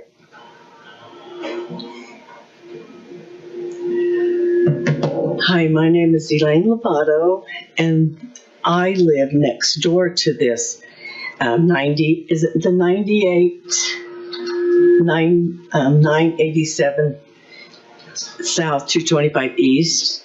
And so my concern is that I wrote an email on January to the Planning Committee because I was concerned. And I am also a veteran. And living next door to him has been a nightmare because it's constant cars roaring, coming in and out. There's always cars.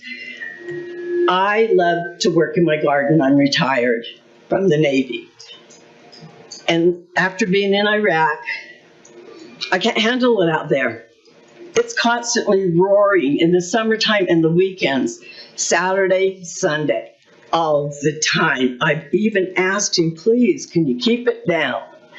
So my concern is, where is he going to, what's he's doing to the property? Where is the disposal of the oils and the fuel going to? What's he going to do with those? Because he's going to build a garage. What about fire protection? And how close, right now he has vehicles butted up against my fence. What happens if a fire breaks out or something?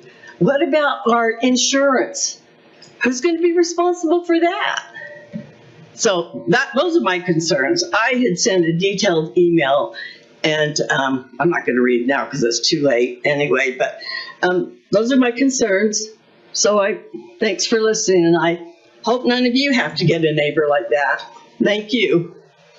Thank you. We appreciate your service. What I would also like to say, I would like to speak up for the orange agent. My brother is a surviving orange agent. He's 77 years old right now, and he's suffering with orange agent, so I'm all in favor. Thank you. Okay, next. Hi, my name's Austin Ford. I'm the owner of those two properties. I do this as a hobby. I have a lot of vehicles. She is correct. You know, I have a lot and I constantly drive them in and out.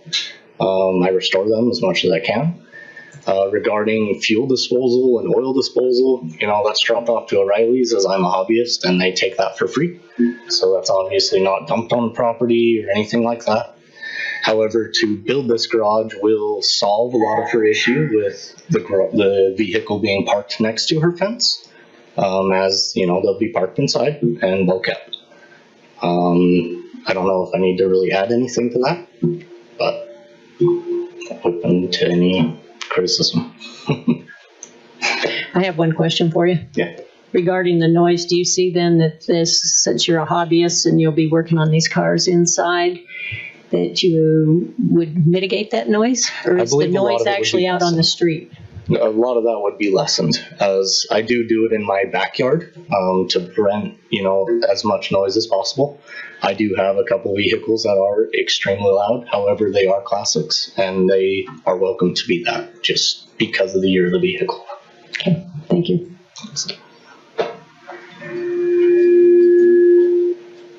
Okay, any other comments?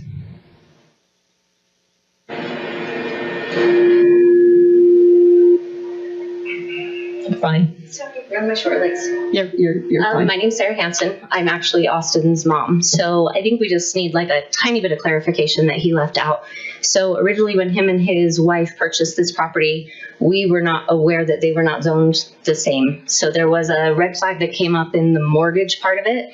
And they were combined via the taxes for the county, but never with Layton City. So we had never dealt with something like that. And so there actually is a structure on the back part of the property that we're trying to rezone, that he's trying to rezone, that is dilapidated. So that is actually the whole purpose, is to put a better, healthier structure there for safety, to be honest. So I just thought that should be kind of clarified.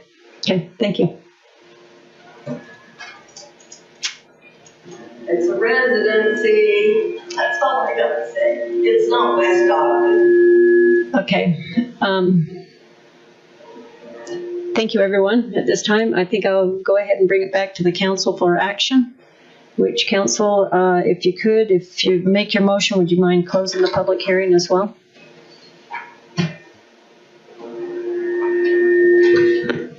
So, just clarifying after the public hearing, is this one, maybe this is for the applicant, but is this one tax ID then, and we're just bringing it up to speed with the county?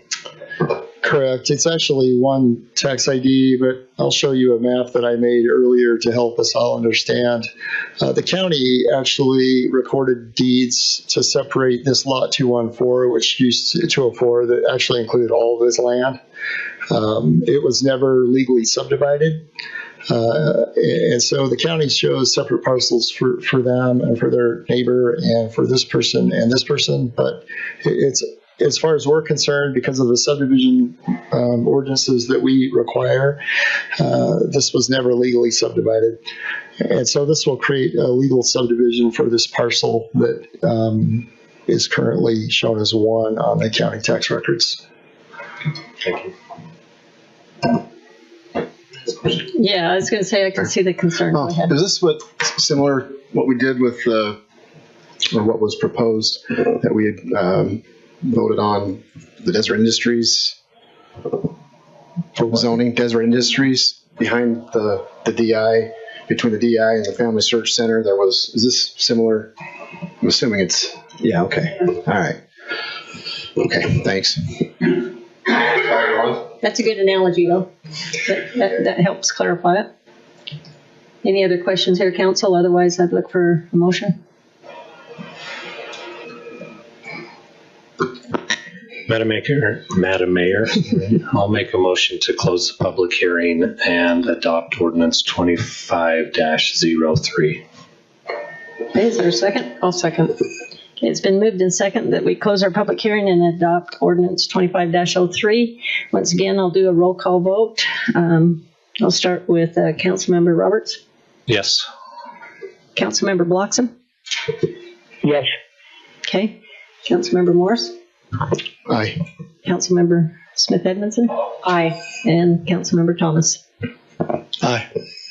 Okay, there you have it. The Austin Ford subdivision is passed unanimously, and that closed our public hearing. It also is the conclusion of our regularly scheduled meeting as well. So with that, you're holding up your hand. Do you have some unfinished business? You do? Go ahead. Do you have something you want to bring forward? Go ahead. Yes. So in the citizens' comments, baseball and softball folks brought up something that was brought up during our last council meeting, and I think we probably forgot to discuss it or to bring it up. And so we were I know I was wondering, do we have any information? I know that Parks and Rec has left the building tonight, but do we have any information about why that we removed our Layton City baseball and softball folks from that tournament? That's something that we forgot to bring up earlier. So okay, yeah, I think Alex can speak to that. Yeah, I can speak for that. I've talked with Councilmember Roberts and the mayor and also Dave Thomas about it, and also with Dave Price. Essentially, what I think the underlying issue is that it was started at the request of Kaysville City 5 or 6 years ago. The request to have this extra tournament that was involved various cities competing against each other, and similar to a comp league, this was talked about this evening. But the cities were the ones that were involved in identifying who those people were. So it became a city-sponsored all-star team, if you will, as opposed to a coaches-sponsored. There's an all-star team that takes place after the end of the regular recreation season, right? That's played on the 3rd or 4th of July. It used to be the 4th, now it's the 3rd of July, typically. So it was started as an experiment. What we have found is that from the recreation perspective, is that the people that are, let me say this, the underlying issue seems to be that the people that are concerned about this change are individuals who appropriately want their kids to have more of a comp league type, highly competitive environment and experience. And with the city being involved in this in the past, they've been able to do that at a much cheaper rate than actually enrolling their kids in competition sports. We run a recreation program. Typically, we don't run a competitive program. That's other private individuals do that.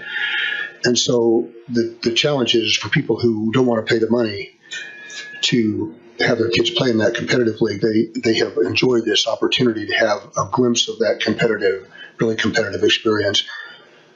From the staff's perspective, one of the challenges that has occurred, which always occurs when you have parents and coaches and kids in competitive leagues, is it becomes very competitive. And some of the issues that we've talked about before in our rec program are beginning to show themselves in this environment as well. And so from the staff's perspective, we run a recreation program, and we ought to be recreation or we ought to be competitive, not kind of a hybrid between. And we have about, I think the number was 10 to 12,000 kids involved in the recreational leagues. And as mentioned tonight, there's 100 or 150 or so kids that are participating in this extracurricular. So in terms of the overall focus of the program, the staff has felt like that it's better to focus our efforts on creating a great experience at the recreational level for kids that want to play. That's not based on totally winning or losing, but learning the sport and having a good time and enjoying it. And if individuals want to have their children receive something in addition to that, they can do that through a competitive league. So that's just kind of the short version of it. Does that help? yes. I know, it's a tough one, because you get it. I'd like more discussion on that later, not necessarily tonight, but I would like for us to talk about that a little bit further. That's the question. Yeah. So I've talked to several parents, baseball parents, softball parents, and I can feel for them because they didn't know about it until they went to sign up, where alternatively they could have gone to another league or gone to a comp team. I'd like to see if there's an option to continue as it was expected this year, because I think a lot of teams just anticipated it was the same with little warning. And then maybe with better communication, if that's the decision next year. Anyway, that's a thought I have. That's fair. I agree.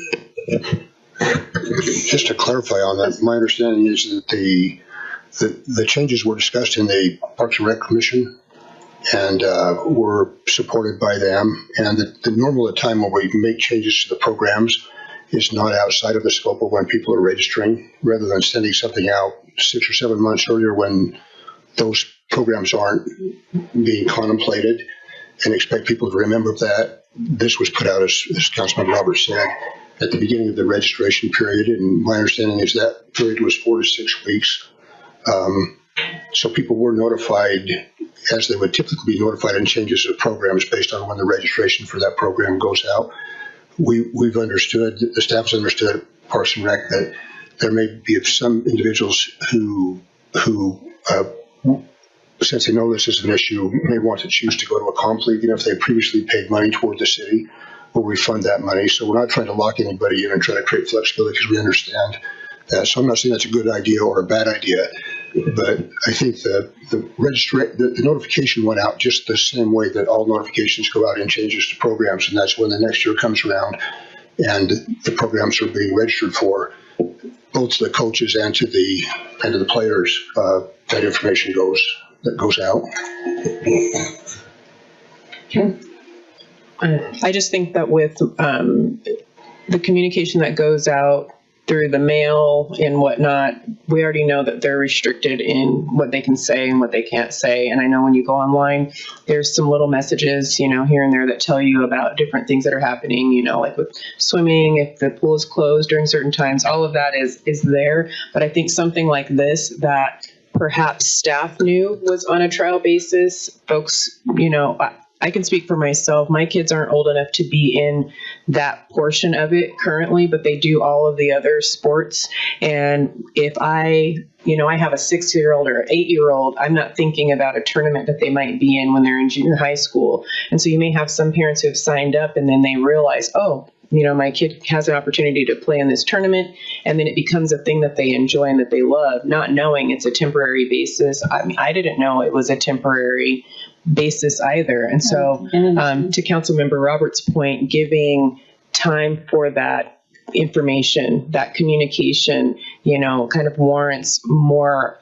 I think something like this warrants more communication for parents and students, kids who are participating. And that's why I asked what the reason was, like if there were, financial issue, if there were not enough staff to continue to help during that time, or, if it was something like that, then that's something that's a little bit easier to understand. But if it's because parents are being too ornery or whatever it is, then I think those are things that can be mitigated with communication. But without having that opportunity, then it just seems like we're taking services away without really having a reason. And I think, for me, I wouldn't appreciate that if I were one of those same parents. So if there's something that we can do to offer that this year and say, hey, we've had some concerns. These are the concerns we've had, just like we do when there are other issues, letting them know what those issues are and giving some advance notice. I think that's